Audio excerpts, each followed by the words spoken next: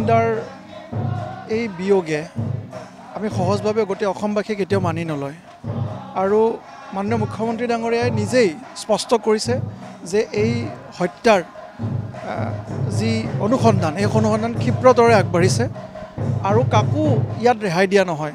বিশেষকৈ এই যিসকল ব্যক্তি ইয়াৰ লগত জড়িত তেখেতসকলক কঠোৰ পৰা কঠোৰ শাস্তি বিহিবৰ কাৰণে আমি সমস্ত ব্যৱস্থা গ্ৰহণ কৰিব লাগিব আৰু এইখিনি সময়ত যাতে কোনো ৰাজনৈতিক শক্তিয়ে এই অনুসন্ধানৰ যিটো পথ সেইটো যাতে বিপথে পৰিচালনা কৰিব নোৱাৰে তাৰ প্ৰতিও আমি অসমবাসীয়ে লক্ষ্য ৰাখিব লাগিব।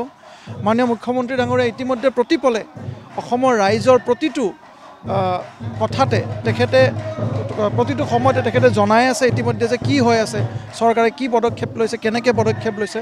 গতিকে আমি সকলোৱে দেখিবলৈ পাইছোঁ যে চৰকাৰে এই ক্ষেত্ৰত ক্ষিপ্ৰতৰ পদক্ষেপ আৰম্ভ কৰিছে, তীব্ৰ পদক্ষেপ আৰম্ভ কৰিছে আৰু শাস্তি খুব এনেকুৱা শাস্তি হ'ব যি শাস্তি হয়তো আজিলৈকে কোনেও পোৱা নাই। যিয়ে জুবিনদাক আমাৰ মাজৰ পৰা আঁতৰাই লৈ গ'ল তেখেতসকলৰ এনেকুৱা দৃষ্টান্তমূলক শাস্তি অসম চৰকাৰে নিশ্চিতভাৱে প্ৰদান কৰিব।